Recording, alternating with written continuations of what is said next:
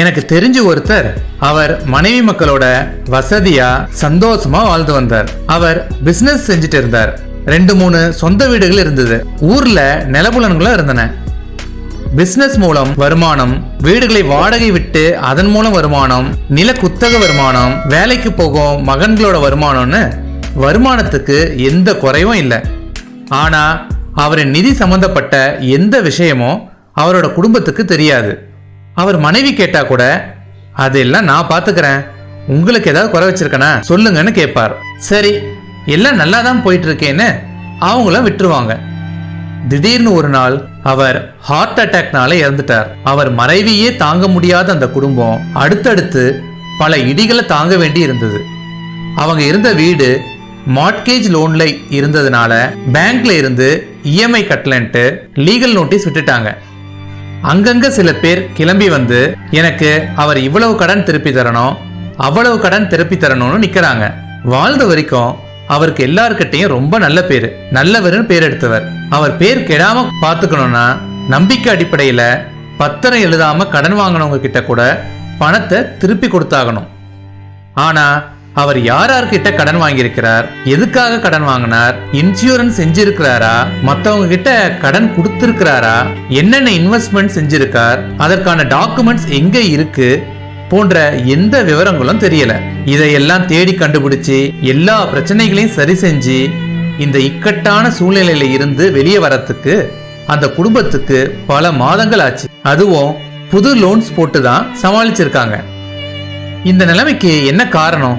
நம்மள பல பேர் நிதி விவகாரங்களை நம்முடைய நெருங்கிய உறவுகளிடமிருந்து மறைச்சுதான் வச்சிருக்கிறோம். சில மனைவிகளுக்கு அவர்களுடைய கணவருடைய மாத வருமானம் எவ்வளவுன்னு கூட தெரியாது. சில கணவர்கள் எதுவும் மறைக்கலனாலும் வெளிப்படையா நடந்துக்க மாட்டாங்க. அதாவது எதுவும் மறைக்கணும்னு நினைக்கலனாலும் அவங்க செய்யற டெபாசிட், வாங்குற கடன் மற்றும் சேமிப்புகளை பற்றி விளக்கமாக மனைவியிடம் சொல்ல மாட்டாங்க. கோவிட்-19 வெகு வேகமா பரவி கொண்டிருக்கிற இந்த காலத்துல யாருக்கு என்ன நடக்கும்னு நம்மால எதையும் நிச்சயமா சொல்ல முடியாது. அதனால உங்களுடைய அனைத்து நிதி சம்பந்தப்பட்ட விஷயங்களையும், அதாவது bank account, bank deposits, insurance மற்றும் இதர இன்வெஸ்ட்மெண்ட்ஸ் போன்ற அனைத்து விவரங்களையும் உங்கள் மனைவி அல்லது கணவரிடம் தெரிவிப்பது அவசியம். தெரிவிப்பதுனா சும்மா சொல்றது இல்லைங்க. Account number, folio number, bank name, branch, nominee, user ID, password, EMI, premium, property details, loan number, employee provident fund, public provident fund போன்ற அனைத்து விவரங்களையும் தெளிவாக சொல்ல வேண்டும்.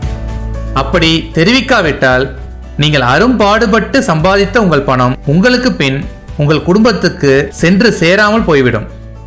2014 எடுத்த ஒரு கணக்குப்படி இந்தியாவில் உள்ள பேங்க்ஸிடம் இருக்கிற அன்கிளைம்டு மணி, அதாவது யாரும் எடுக்காத உரிமை கோராத பணம் மட்டும் 18,000 கோடிகள். இது ரிசர்வ் பேங்க் இந்தியாவால ஏற்படுத்தப்பட்ட டெஃப் ஃபண்டுக்கு, அதாவது டெபாசிட்டர்ஸ் எஜுகேஷன் அண்ட் அவேர்னஸ் ஃபண்டுக்கு வங்கிகளிடமிருந்து டிரான்ஸ்பர் செய்யப்பட்டிருக்கிறது.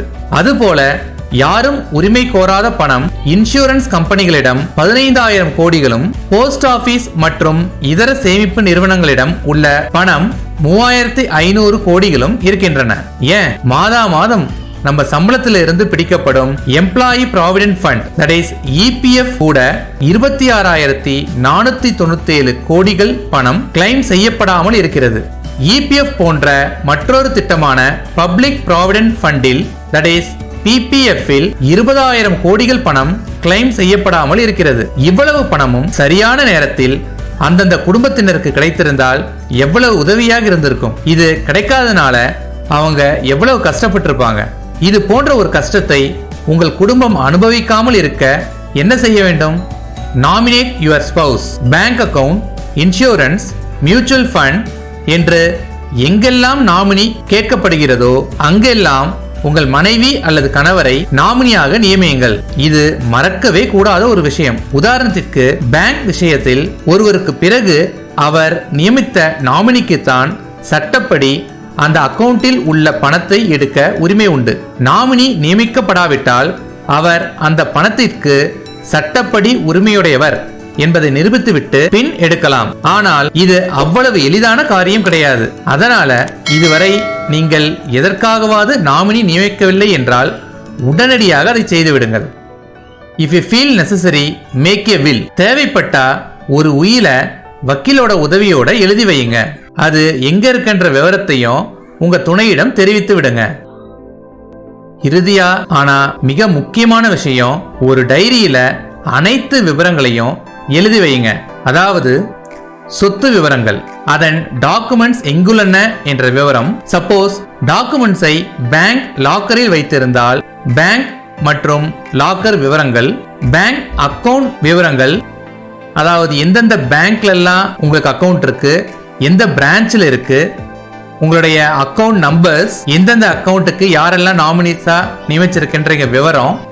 இன்டர்நெட் பேங்கிங் யூஸ் பண்ணீங்கன்னா அதனுடைய user ID and passwords, debit card details, credit card ஏதாவது வச்சிருந்தீங்கன்னா அதை பத்தி விவரங்கள், பேங்க் டெபாசிட் விவரங்கள், அதாவது பேங்க்ல உங்களுடைய பணத்தை பிக்ஸட் டெபாசிட் முறையிலேயோ அல்லது ரெக்கரிங் டெபாசிட் முறையிலேயோ டெபாசிட் செஞ்சிருந்தா அதை பற்றி விவரங்கள். அதாவது எந்த பேங்க் அண்ட் பிரான்ச்ல டெபாசிட் செஞ்சிருக்கீங்க, எவ்வளவு டெபாசிட் செஞ்சிருக்கீங்க, அது எப்ப மெச்சூர் ஆகுது, ஆட்டோ ரினியூவல் ஏதாவது போட்டிருக்கீங்களா போன்ற அனைத்து விவரங்களையும் எழுதி வைங்க.